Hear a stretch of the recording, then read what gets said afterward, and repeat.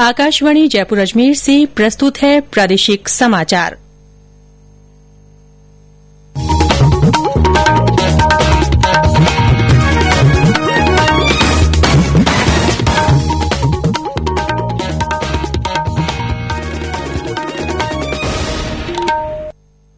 मुख्य समाचार।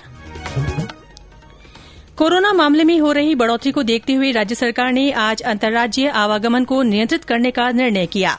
कोविड-19 की जांच के लिए सिरोही में प्रयोगशाला शुरू हुई। प्रतापगढ़ जिला कोरोना संक्रमण से मुक्त हुआ।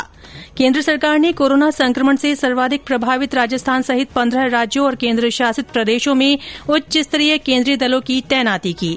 चिकित्सा और स्वास्थ्य मंत्री रघु शर्मा ने जयपुर से 4 संभागों के लिए mobile food safety lab van को रवाना किया। प्रदेश के विभिन्न जिलों में आज भी टिड्डी दलों का हमला जारी। कोटा और बूंदी जिले में पहुंचे टिड्डी दलों ने किसानों की चिंता बढ़ाई। और प्रदेश में विभिन्न स्थानों पर तापमान में बढ़ोतरी से गर्मी का असर बढ़ा। कुछ स्थानों पर हल्की बारिश।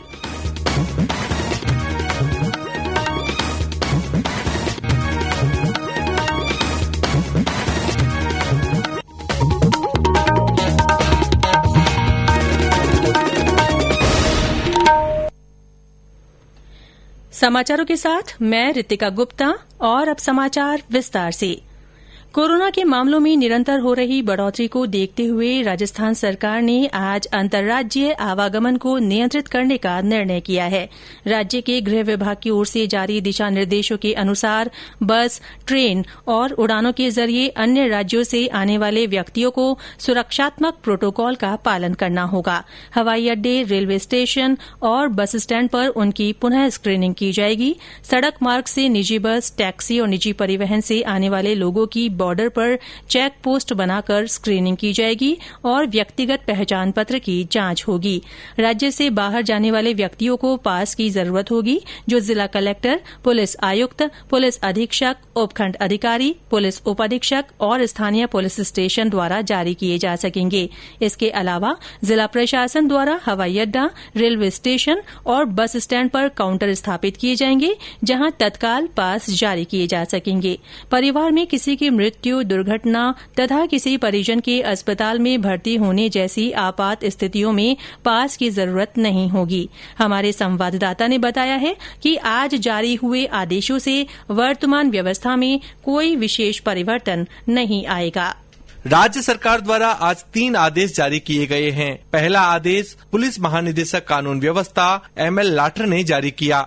इस आदेश में प्रदेश की सभी अंतर्राज्यीय सीमाओं को सील करने के निर्देश दिए गए। आदेश में कहा गया कि राज्य में प्रवेश करने या दूसरे राज्य में जाने के लिए पास जरूरी होगा। कुछ देर बाद श्री लाठर द्वारा संशोधित आदेश निकाला गया, जिसमें कहा गया कि सीमाएं सील नहीं की गई है, बल्कि अंतर्राज्यीय आवागमन को नियंत्रित किया गया है। शाम होते होते गृह विभाग के अतिरिक्त मुख्य सचिव राजीव स्वरूप द्वारा विस्तृत दिशा निर्देश जारी किए गए। कुल मिलाकर इन आदेशों से वर्तमान व्यवस्था में कोई बड़ा बदलाव नहीं होगा। राज्य में प्रवेश के लिए पास की जरूरत नहीं होगी, लेकिन दूसरे राज्य में यात्रा करने के लिए पास जरूरी होगा, जिसे स्थानीय स्तर पर प्राप्त किया जा सकता है। आकाशवाणी समाचार के लिए जयपुर से जितेंद्र द्विवेदी। राज्य सरकार द्वारा जारी निर्देशों के बाद प्रदेश भर में विभिन्न जिलों से लगती अंतर्राज्यीय सीमाओं पर चौकसी बढ़ा दी गई है। हमारे सवाईमाधोपुर संवाददाता ने बताया कि मध्य प्रदेश सीमा पर पास देखकर ही राज्य में प्रवेश की अनुमति दी जा रही है। श्रीगंगानगर की पंजाब से लगती सीमा पर पुलिस अधिकारियों की तैनाती बढ़ा दी गई है। झालावाड़ जिले की मध्य प्रदेश से लगती सीमा पर भी नाकाबंदी कर दी गई है। जालौर जिले की गुजरात राज्य से लगती सीमा पर विशेष सुरक्षा प्रबंध कर दिए गए हैं। करौली जिले की उत्तर प्रदेश और मध्य प्रदेश राज्य से लगने वाली सीमाओं पर निगरानी में बढ़ोतरी की गई है। इधर भाजपा के प्रदेश अध्यक्ष डॉ सतीश पूनिया ने सरकार द्वारा आनन फानन में जारी किए गए इस आदेश की आलोचना करते हुए कहा कि इस आदेश से सरकार आशंकाओं से घिरी है और इससे उनकी कमजोरी जाहिर हुई है। आदेश बदला, ये निश्चित रूप से सरकार की कमजोरी जाहिर होती है। खुद कमजोर, लेकिन राजस्थान की जनता का मनोबल कमजोर करने का काम ये सरकार करती है। कोविड को रोकने के लिए बहाना यही किया गया, लेकिन कोविड की रोकथाम के लिए प्रदेश के भीतर ऐसे बहुत सारे काम हैं जो सरकार को प्राथमिकता से करने चाहिए। लेकिन मुझे लगता है कि सरकार की प्राथमिकता कोविड के संक्रमण को रोकने की बजाय आशंकाओं पर और उन धारणाओं पर ज्यादा है जिससे ये चिंतित हैं। मुझे लगता है कि ये सरकार के कामकाज की अनेकों कमजोर बानगियों में से आज फिर से ये उदाहरण देखने को मिला। इस बीच राज्य में आज 123 लोगों में कोविड-19 की पुष्टि हुई है। राजधानी जयपुर में आज कोरोना के 40 नए मामले सामने आने के बाद कुछ और थाना क्षेत्रों में कर्फ्यू लगाया गया है। भरतपुर में 34, सीकर और पाली में 11-11, झुंझुनू में 9, नागौर में 5, कोटा में 3, अलवर में 2 और बाड़मेर, भीलवाड़ा, बीकानेर, बूंदी, श्रीगंगानगर तथा झालावाड़ में एक व्यक्ति में कोविड-19 की पुष्टि हुई है। राज्य में इलाज के दौरान मरने वाले लोगों की संख्या 256 हो गई है। राज्य के सरकारी और निजी जांच केंद्रों में अब तक 5,30,000 से ज्यादा नमूनों की जांच की जा चुकी है। चिकित्सा मंत्री डॉ रघु शर्मा का कहना है कि राज्य सरकार का पूरा ध्यान टेस्टिंग को बढ़ाने पर है ताकि कोरोना मरीजों को चिन्हित कर इस बीमारी का खात्मा किया जा सके। इसी कड़ी में सिरोही में भी आज से कोविड-19 की जांच के लिए प्रयोगशाला शुरू हो गई है। सिरोही जिला कलेक्टर भगवती प्रसाद ने बताया कि अब यहां भी रोजाना करीब 250 नमूनों की जांच हो सकेगी। राज्य सरकार से स्वीकृति मिलने के बाद आज सिरोही जिले में कोरोना टेस्टिंग लैब का शुभारंभ किया है। अब सैंपल पाली या जोधपुर मेडिकल कॉलेज नहीं भेजे जाएंगे। प्रतिदिन लगभग 250 सैंपल की जांच यहीं पर हो पाएगी। अब सिरोही जिले के लिए जांच की सुविधा सिरोही में उपलब्ध होने के कारण हम अपनी आगे की रणनीति भी आसानी से बना पाएंगे और हमें सैंपल्स के रिजल्ट 24 घंटे में मिलने से रणनीति तय करने में और स्प्रेड को चेक करने में आसानी रहेगी। प्रदेश में कोविड-19 के कुल संक्रमितों का आंकड़ा 11,368 हो गया है। इनमें से 8,502 लोग ठीक हो गए हैं। वहीं 8,152 लोगों को अस्पतालों से छुट्टी मिल गई है। प्रतापगढ़ से हमारे संवाददाता ने बताया कि जिला आज फिर से कोरोना संक्रमण मुक्त हो गया है। जिले में पिछले 12 दिनों से कोई भी मरीज सामने नहीं आया है। जिले वासियों के साथ प्रशासन के लिए भी ये खुशी की बात है। जागरूक जनता, सजग स्वास्थ्य महकमे और प्रशासन के मिले जुले प्रयासों का परिणाम है कि जिले में कोविड-19 के केस ज्यादा नहीं बढ़े, जबकि शुरुआती दौर में 20 मार्च को ही प्रतापगढ़ में पहला केस सामने आ गया था। मुख्य चिकित्सा एवं स्वास्थ्य अधिकारी डॉक्टर VK जैन के मुताबिक जिले में फिलहाल एक भी एक्टिव केस नहीं है। इस दृष्टि से जिला कोरोना मुक्त है, लेकिन लोगों को सावधानी बरतने की आवश्यकता है। जिले में अभी तक 2,500 से ज्यादा लोगों के टेस्ट किए जा चुके हैं और अभी भी मेडिकल टीमों द्वारा घर घर जाकर स्क्रीनिंग का काम किया जा रहा है। बाहर से जो प्रवासी आ रहे हैं उन्हें क्वारंटाइन किया जा रहा है। कोरोना की इस जंग में सावधानी सबसे बड़ा हथियार है। कोरोना मुक्त होने के बाद अब लोगों को पूरी तरह से सावधान रहना होगा, जिससे जिले में दोबारा कोरोना दस्तक नहीं दे सके। मनीष जैन, आकाशवाणी समाचार, प्रतापगढ़। इधर राज्य सरकार ने आज विदेशों से आए प्रवासी राजस्थानियों का 7 दिन का संस्थागत क्वारंटीन पूरा होने के बाद उन्हें होम क्वारंटीन में भेजे जाने से पहले कोविड-19 की जांच सुनिश्चित करने के लिए अधिकारियों को निर्देश दिए हैं। ये समाचार आकाशवाणी जयपुर अजमेर से प्रसारित किए जा रहे हैं। प्रादेशिक समाचार बुलेटिन आप हमारे ट्विटर हैंडल @AIRnews_जयपुर पर फॉलो कर सकते हैं। केंद्र सरकार ने कोरोना संक्रमण से सर्वाधिक ग्रस्त 15 राज्यों और केंद्र शासित प्रदेशों में उच्च स्तरीय केंद्रीय दलों की तैनाती की है। ये दल कोविड-19 महामारी की रोकथाम में तकनीकी सहयोग उपलब्ध करा के राज्यों और केंद्र शासित प्रदेशों की मदद करेंगे। केंद्रीय दलों की तैनाती राजस्थान सहित महाराष्ट्र, तेलंगाना, तमिलनाडु, असम, हरियाणा, गुजरात, कर्नाटक, उत्तराखंड, मध्यप्रदेश, पश्चिम बंगाल, दिल्ली, बिहार, उत्तर प्रदेश और ओडिशा में की गई है। 3 सदस्यीय दल में 2 स्वास्थ्य विशेषज्ञ और एक वरिष्ठ संयुक्त सचिव स्तर के नोडल अधिकारी शामिल हैं। केंद्रीय टीम के साथ समन्वय के लिए कई जिलों और नगरपालिकाओं ने जिला स्तर पर भी टीम का गठन किया है। चिकित्सा और स्वास्थ्य मंत्री डॉ रघु शर्मा ने आज जयपुर से 4 mobile food safety lab van को हरी झंडी दिखाकर रवाना किया। ये वैन जोधपुर, भरतपुर, बीकानेर और उदयपुर संभागों में भेजी गई है। डॉ शर्मा ने बताया कि प्रदेश में खाद्य पदार्थों में मिलावट को रोकने और आमजन को शुद्ध उत्पाद उपलब्ध कराने के लिए सभी संभागों के लिए लैब युक्त वैन संचालित करने की योजना बनाई गई है। जयपुर में पहले से ही फूड सेफ्टी मोबाइल वैन का संचालन हो रहा था। अब जोधपुर, भरतपुर, बीकानेर और उदयपुर संभागों में भी लैब संचालित हो सकेंगी। उन्होंने बताया कि जल्द ही अजमेर और कोटा संभाग के लिए भी ये वैन उपलब्ध करा दी जाएगी। समाचारों का ये बुलेटिन हमारे Facebook page all India radio news Jaipur और यूट्यूब पर राजस्थान AIR न्यूज पर उपलब्ध है।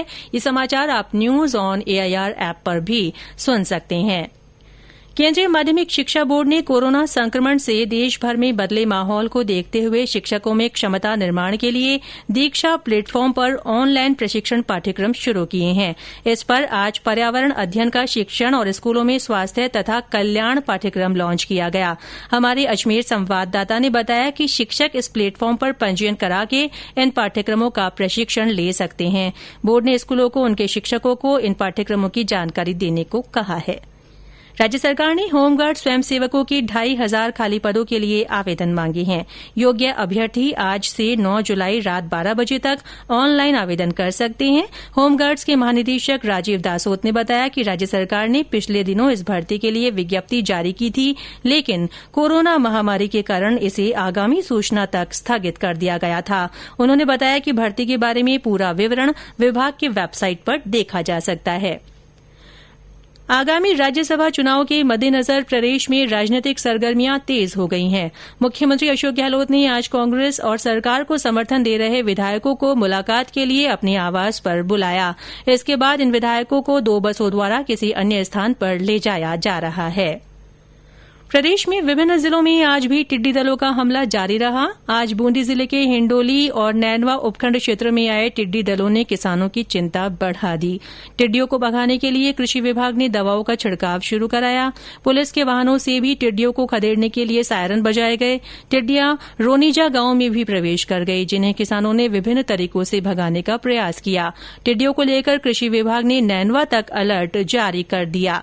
इधर कोटा में भी आज टिड्डियों के कई दल नजर आए। हमारे संवाददाता ने बताया कि कृषि विभाग द्वारा इन्हें रोकने के लिए विभिन्न उपाय किए जा रहे हैं। दोपहर बाद कोटा शहर के आसमान में अचानक टिड्डियों के विशाल दल ने प्रवेश किया। टिड्डियों के 2 किलोमीटर से भी ज्यादा लंबे और घने दल के चलते आसमान में बादल सा छा गया। शहर के आसमान से गुजरते टिड्डियों के इस दल को देखने के बाद लोग इन्हें भगाने के लिए छतों पर आकर थालियां बजाने लगे। हालांकि टिड्डियों के इस दल द्वारा फिलहाल शहर और आसपास के इलाकों में डेरा नहीं डालने से आमजन में काफी राहत है, लेकिन टिड्डियों के गुजरते इस दल के चलते ग्रामीण क्षेत्रों और वहाँ रह रहे किसानों की चिंताएं बढ़ गई है। इन टिड्डी दलों से निपटने के लिए कृषि विभाग लगातार इन टिड्डी दलों पर निगरानी बनाए हुए है, ताकि इनके जमीन पर ठहराव होते ही इन्हें कीटनाशक के छिड़काव तथा अन्य उपायों से भगाया जा सके। साथ ही कृषि विभाग के फील्ड स्टाफ द्वारा गाँव में भी जाकर लोगों को टिड्डियों से निपटने के लिए कीटनाशक के प्रयोग और अन्य उपायों के बारे में बताया जा रहा है। विपिन तिवारी, आकाशवाणी समाचार, कोटा। सार्वजनिक निर्माण विभाग की अतिरिक्त मुख्य सचिव वेणु गुप्ता ने कहा है कि आगामी बरसात के मौसम में जल भराव और बाढ़ की संभावना को देखते हुए सभी संबंधित विभाग कोविड-19 को ध्यान में रखते हुए तैयारियां पूरी कर लें। अतिरिक्त मुख्य सचिव ने आज जयपुर में आयोजित बैठक में जल भराव और बाढ़ की स्थिति से निपटने के लिए तैयारियों की समीक्षा की। उन्होंने राष्ट्रीय आपदा प्रबंधन प्राधिकरण NDMA की गाइडलाइन के अनुसार उचित प्रबंधन करने के निर्देश दिए। उन्होंने अधिकारियों से कहा कि इस साल कोरोना की वजह से ये विशेष चुनौतीपूर्ण काम हो गया है। श्रीमती गुप्ता ने सभी विभागों को मानसून से पहले मॉक ड्रिल कर तैयारियों को अंतिम रूप देने के निर्देश दिए, ताकि ग्राउंड स्तर की मशीनरी पूरी तरह सक्रिय हो जाए। प्रदेश में गर्मी का असर फिर तेज हो गया है। ज्यादातर स्थानों पर तापमान में 5 से 7 डिग्री सेल्सियस की बढ़ोतरी दर्ज की गई है। पिछले 24 घंटे में राज्य के कुछ स्थानों पर हल्की बारिश दर्ज हुई है। सिरोही और करौली जिलों में आज कुछ स्थानों पर हल्की बूंदाबांदी हुई, जिससे लोगों को गर्मी से राहत मिली। बांसवाड़ा और झालावाड़ में भी मौसम में अचानक बदलाव होने के बाद बारिश हुई। मौसम विभाग ने अगले 5 दिनों तक तेज हवाओं के साथ कई जिलों में हल्की बारिश की संभावना जताई है। विभाग ने कहा है कि अगले 24 घंटे में तापमान में 2 से 3 डिग्री सेल्सियस बढ़ने के आसार हैं। और अंत में मुख्य समाचार एक बार फिर। कोरोना मामले में हो रही बढ़ोतरी को देखते हुए राज्य सरकार ने आज अंतर्राज्यीय आवागमन को नियंत्रित करने का निर्णय किया है। कोविड-19 की जांच के लिए सिरोही में प्रयोगशाला शुरू हो गई है। प्रतापगढ़ जिला कोरोना संक्रमण से मुक्त हो गया है। केंद्र सरकार ने कोरोना संक्रमण से सर्वाधिक प्रभावित राजस्थान सहित 15 राज्यों और केंद्र शासित प्रदेशों में उच्च स्तरीय केंद्रीय दलों की तैनाती की है। चिकित्सा और स्वास्थ्य मंत्री रघु शर्मा ने जयपुर से 4 संभागों के लिए mobile food safety lab van को रवाना किया। प्रदेश के विभिन्न जिलों में आज भी टिड्डी दलों का हमला जारी रहा। कोटा और बूंदी जिले में पहुंचे टिड्डी दलों ने किसानों की चिंता बढ़ा दी है और प्रदेश में विभिन्न स्थानों पर तापमान में बढ़ोतरी से गर्मी का असर बढ़ गया है। कुछ स्थानों पर हल्की बारिश हुई है। इसी के साथ प्रादेशिक समाचार बुलेटिन समाप्त हुआ। नमस्कार।